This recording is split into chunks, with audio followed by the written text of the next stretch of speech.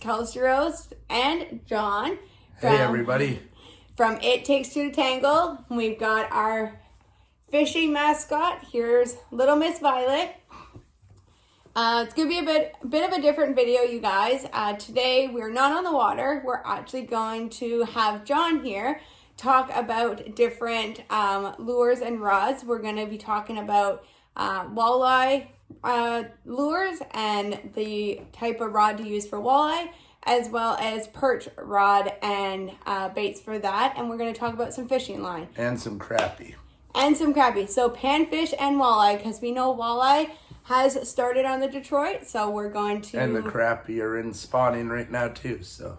Yes, so there you go. So I'm going to let John take over, and take it over, John.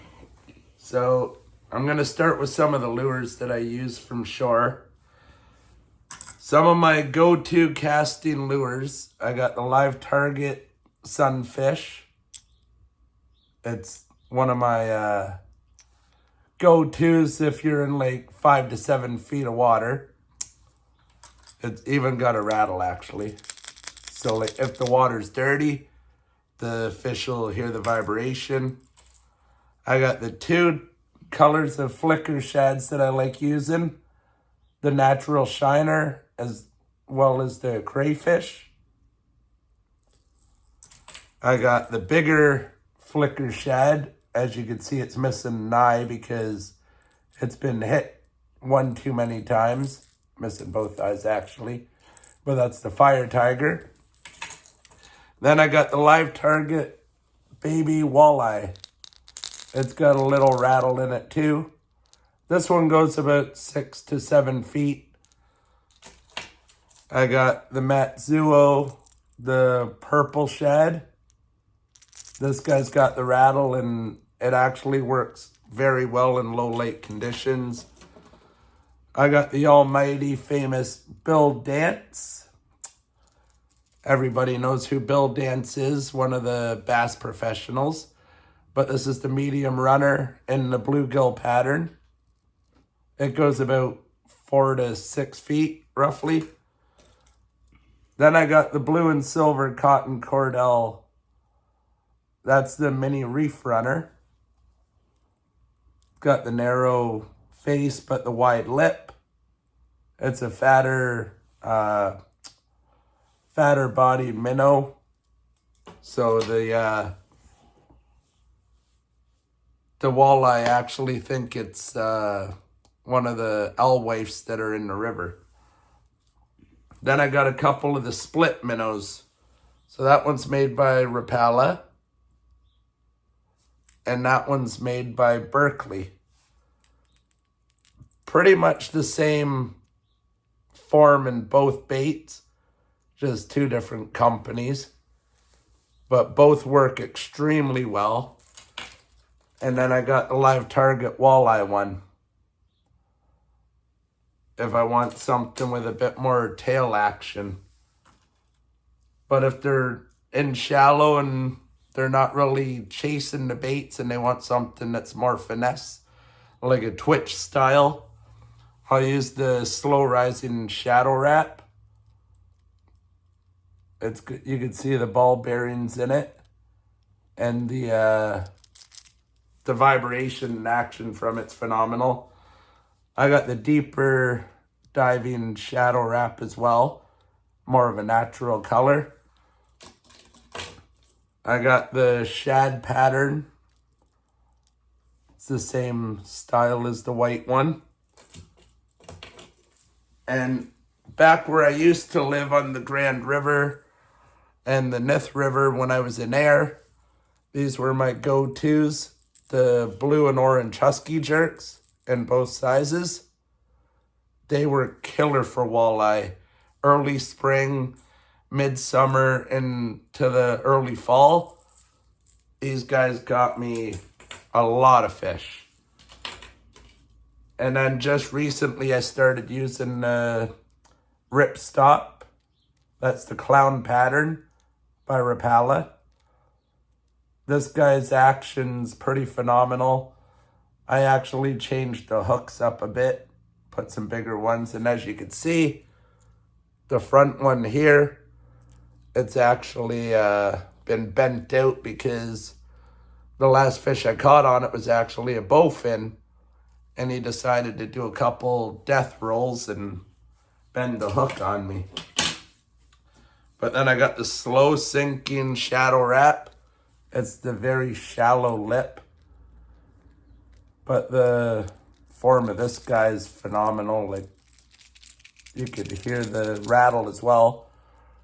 But that blue and orange color, phenomenal in clear or dirty water. And then I got the last two. These are from Bass Pro, actually. The XPS minnows.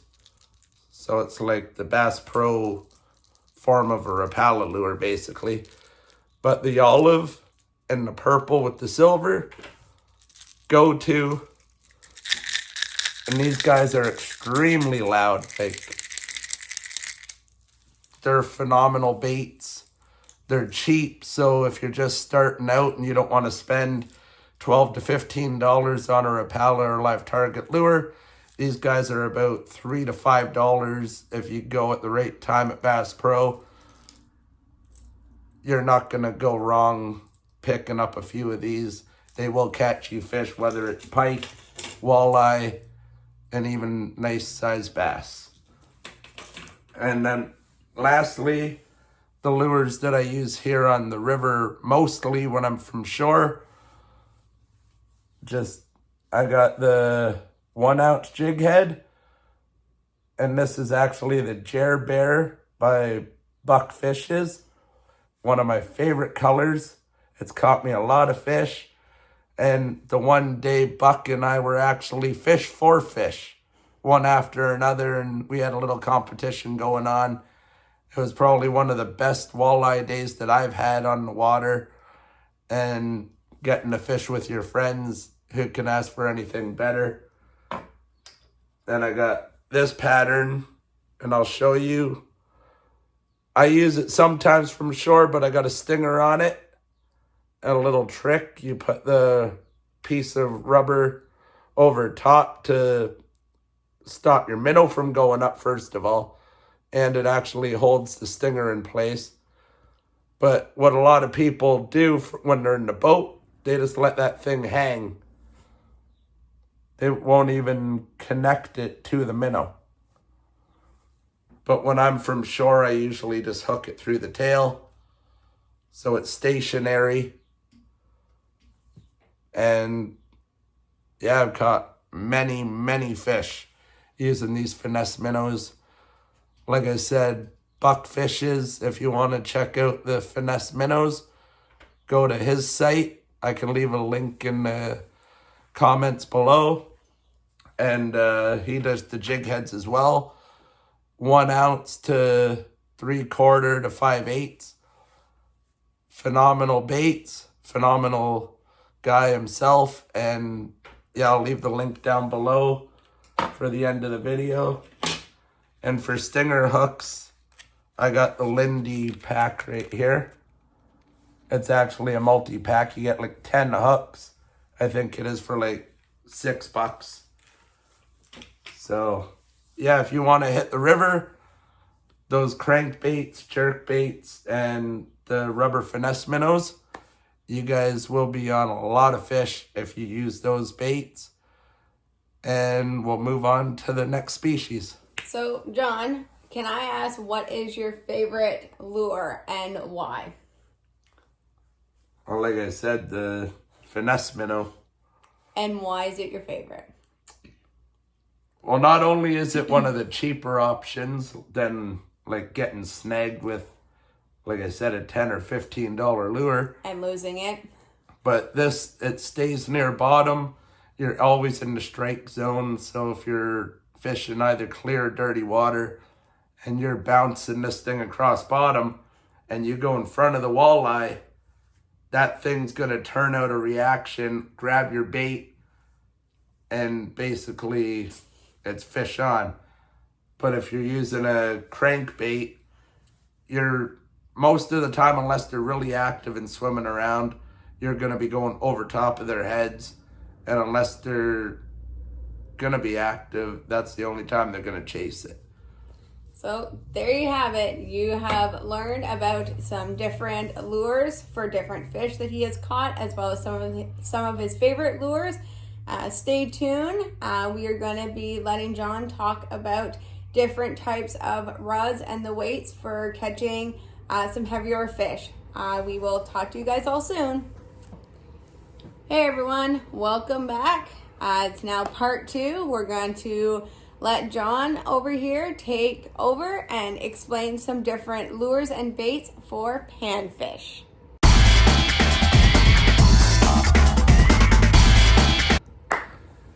Hey everybody, this is Luna, by the way. She wants to be a part of this fishing episode. But let's dive into some panfish. So, whether you're open water or ice fishing, the Z-Viber is always a great choice if you're vertical jigging. Like, it's one of the best baits out there. Like, I've caught jumbo perch, crappie, bluegill. I've even caught bass through the ice. I've caught pike. I've caught walleye. All on that size too. So you're thinking, like, walleye this big, they're going after a bait that size. It's pretty crazy. Like, and I'll even show you a size comparison. Like, that's the smaller bait and the Wonder Bread.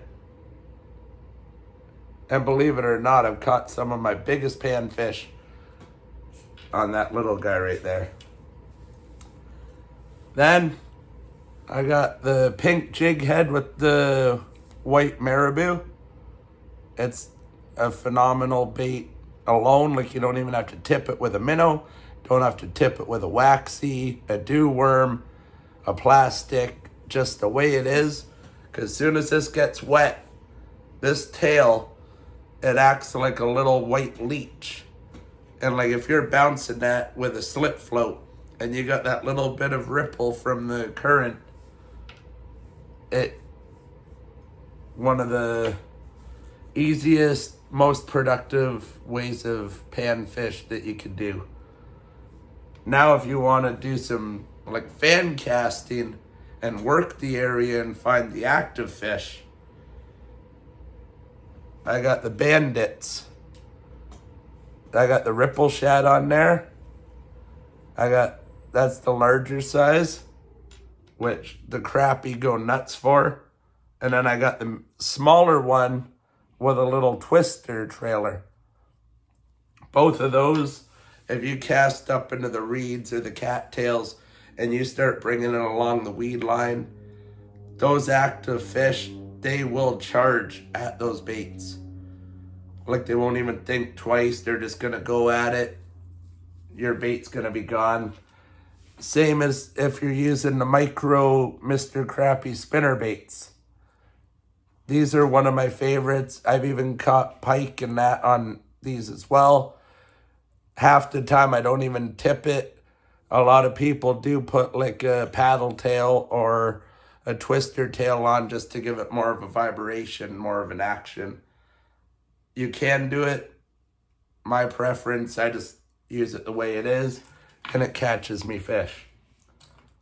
So now if the fish are sitting, like if it's just after their spawn and they're sitting in shallows and they're not really moving around, you can use the ultralight Rapala minnows. That's the clown pattern again. One of my favorites to throw. You got the Emerald Shiner by Live Target. Got the Fire Tiger by Rapala. And if they're down just a little bit deeper, because those go about anywhere from 1 to 3 feet, this goes about 3 to 5. And it's the ultralight crankbait. Or you can do the original floater. It's the 2-inch with the Bleeding Lip series.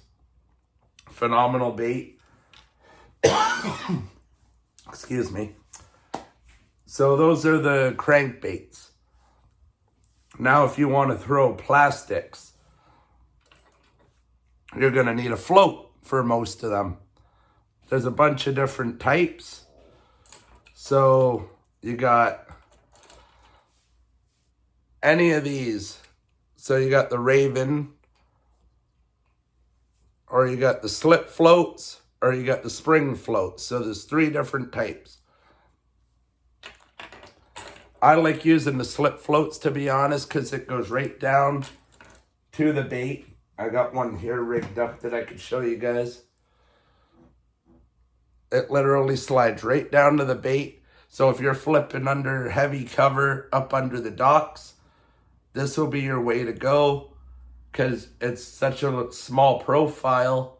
You don't have to worry about the bobber being way up here, trying to cast under the dock and that thing wrapping around the pylons. Like, this stays tight, and then as soon as it hits the water, it'll slide up to the stop. I usually fish about 2 to 2.5 feet. I got a 1/32 ounce jig on it with the green and black buck fry. It's a killer combo. The crappie love it. The giant bluegills love it. And if you can find them, even the big rock bass love it. Then I got the Micro Finesse Z-Man Stinger. It's got a little hammer tail. Another phenomenal plastic. These things, like when you're just twitching it, that little tail has so much action behind it, it's not even funny.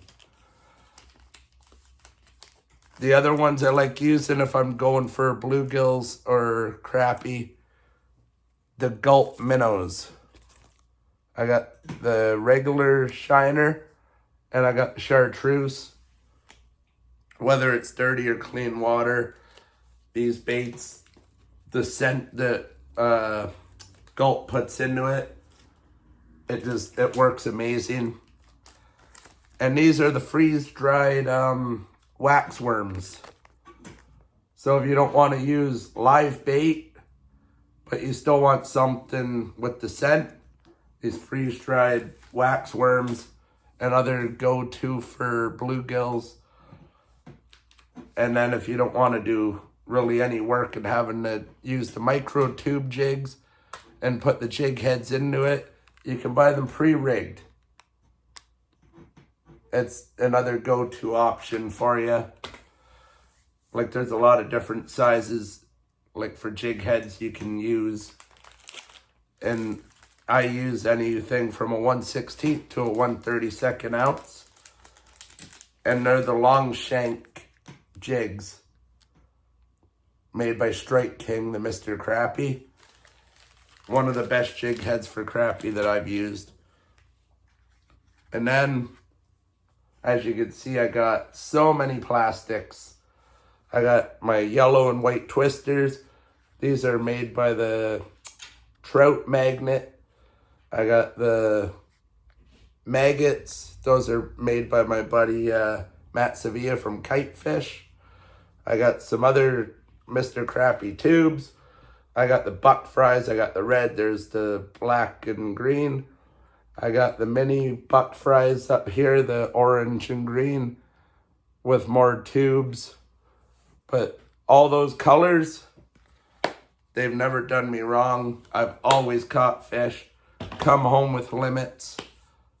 It's always a good fish fry by the end of the day. So, John, what would you say is your favorite panfish to catch and why? I love crappie. Just overall, when you find a school of them, you could be on top of them for hours and you're catching one after another.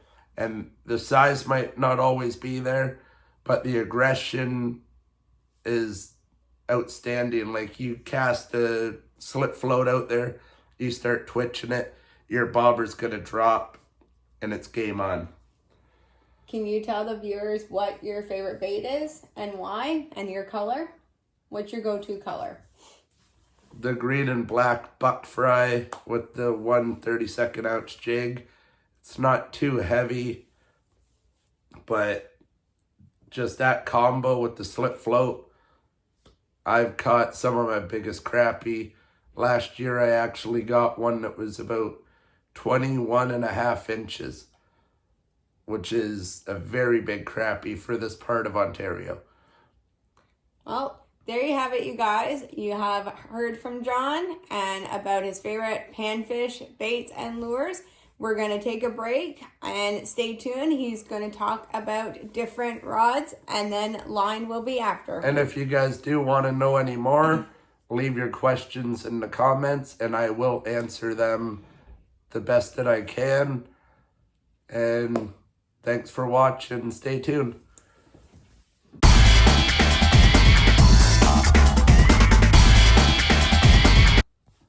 Hey everyone, we are back and I'm going to let John take over. He is going to talk to you about some fishing rods and the different weights. So here he is.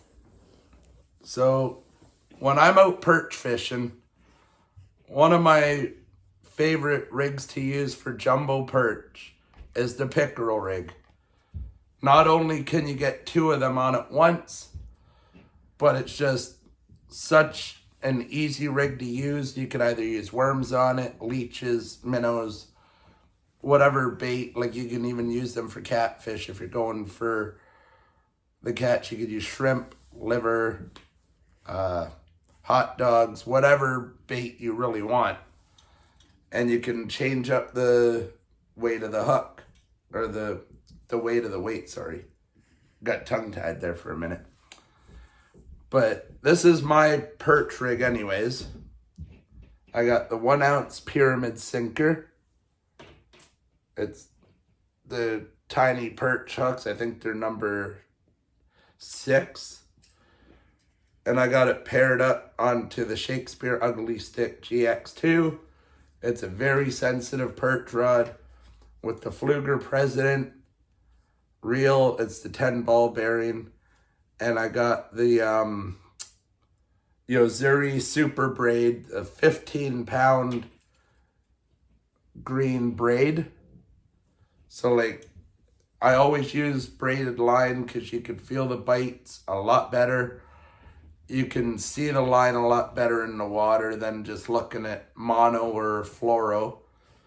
And you can indicate the strikes a lot better. So that's what I use for the perch. Now, if I'm going for bluegills, I got my Okuma Seamar. This is the ultralight. This is 8 to 10 pounds. But I got the yellow Yozuri Super Braid. This is 10 pound. And I did the uni knot. You can't even see it on here. But that's 4 pound leader that I did the uni knot with. I got a little 3 gram loafer float. It's very sensitive when you're going for bluegills this time of year. 1/32 ounce jig head. I just put one of those freeze-dried wax worms on it, and it's game on. It's one after another. The fishing is ridiculous at the spot that I go to. We're going to be going out tomorrow, actually.